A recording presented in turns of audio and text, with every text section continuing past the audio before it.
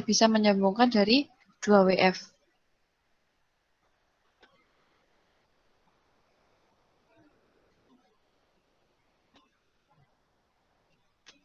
Ini contoh sambungan profil plat, yang ini dilas. Sini disambung dengan baut. Ini platnya. Pakai plat juga untuk menyambungkan. Nah, ini contoh sambungan balok. Ini baloknya, ini kolomnya. Ada baut di sini untuk menahan si momen dan gaya normal. Untuk paku keling hampir sama dengan baut. Dasar perhitungannya yang dipakai juga sama dengan baut. Yang membedakan hanya cara pelaksanaan dan bahan yang dipakai. Sambungan keling umumnya terbuat dari mutu normal. Sambungan keling dipasang dengan pemanasan awal. Kalau di baut kan nggak ada pemanasan ya. Bedanya baut sama keling. Nah, tipe baut ada baut mutu normal dan baut mutu tinggi. Nah, biasanya baut mutu normal itu warnanya hitam. Sambungan baut dapat terbuat dari baut mutu normal atau mutu tinggi, tapi yang warna hitam biasanya yang mutu normal. Nah, ini gimana cara kita membaca di kepala bautnya. Ada tulisan 4,6, artinya tegangan leleh baut yaitu 4 dikalikan 6 dikalikan dengan 100 kg per cm persegi. Kalau baut mutu tinggi, gaya tarik awal yang terjadi karena pengencangan awal. Biasanya berukuran 7/8 inci dan 1 inci untuk jembatan dan gedung 3/4 inch dan 7/8 inch. Ini ada spesifik baut dan paku keling. Gimana cara menghitung luasan yang dibutuhkan untuk si baut nempel di plat. Ini data-data juga tentang baut mutu tinggi. Teman-teman bisa baca sendiri ya. Materi juga sudah saya upload di Spada. Nah, ini panduan pemilihan alat sambung.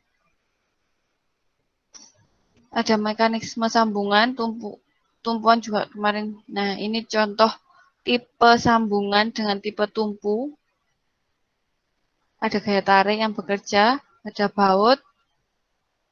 Nah, ini terjadi kerusakan pada baut biasanya seperti ini. Karena dia geser, maka yang geser juga yang samping. Platnya juga yang samping. Nah,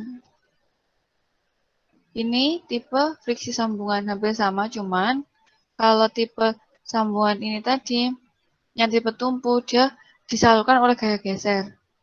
Kalau ini gaya-gaya geser bekerja dalam bidang kontak. Nah, dia ada gesekan di sini yang membantu baut untuk selalu dikencangkan.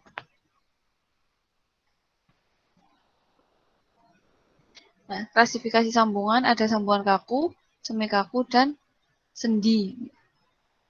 Sampai sendiri nulisnya. Sambungan kaku atau jepit yang biasa kita kenal. Sambungan ini efisiennya 90-100%. Ini contoh sambungan kaku. Ada banyak baut yang dipakai, tapi baut ini juga harus diperhitungkan. Satu platnya itu harus berapa minimal baut yang dipakai atau maksimal baut yang dipakai, karena semakin banyak lubang di plat tersebut, maka akan mempengaruhi kekuatan dari sambungan tersebut. ini dibantu dengan las, maka dinyatakan sambungan kaku. Udah ditambah las, bautnya juga udah banyak. Ini juga contoh sambungan kaku, ada sambungan las dan bautnya. Yang semi kaku, sambungan itu bisa bekerja atau efisiensinya 20-90%. Ini contoh sambungan semi kaku. Hanya baut ditambah end plate. Jadi end plate-nya dilas dulu di biasanya profil siku ataupun WF juga bisa. Plat ini nanti digunakan untuk menyambung baut ke si WF-nya ini tadi. Jadi kolomnya disambung sama balok, disambungnya pakai baut. Tapi si baloknya ini harus punya plat dulu buat nyambungin baut ke sisi WF-nya. Nah, kalau sambungan sendi, dia cuma punya 0-20% efisiensi dalam menyambungkan sebuah konstruksi. Jadi dia ada kemungkinan untuk lepas. Kalau kita lihat di gambar ini, maka akan ada cuma sedikit baut yang ditempel. Ada di sisi sini atau di sisi atas bawah atau di samping ya, sini samping kanan, samping kiri. Bidang kerja sambungan ada sejajar, tegak lurus, sama kombinasi. Ini contoh bidang kerja sejajar pada baut. Jadi, gaya yang bekerja pada plat itu sejajar dengan plat penyambung dari bautnya.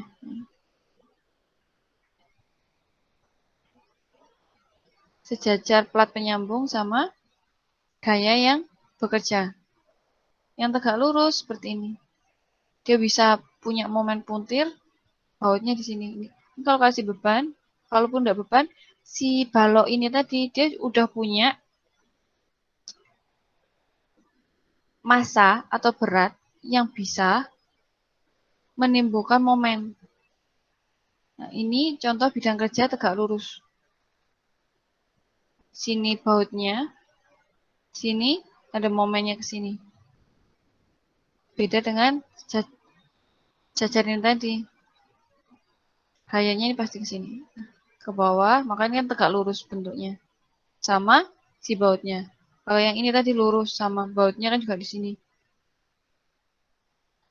Terus yang ketiga ada bidang kerja kombinasi. Udah ada beban dari atas, udah punya massa bebannya si baloknya, udah double loadnya, maka ini juga harus diimbangi dengan baut yang kuat. Biasanya sini, terus sini juga tambah las. Kalau bisa ngelas di side.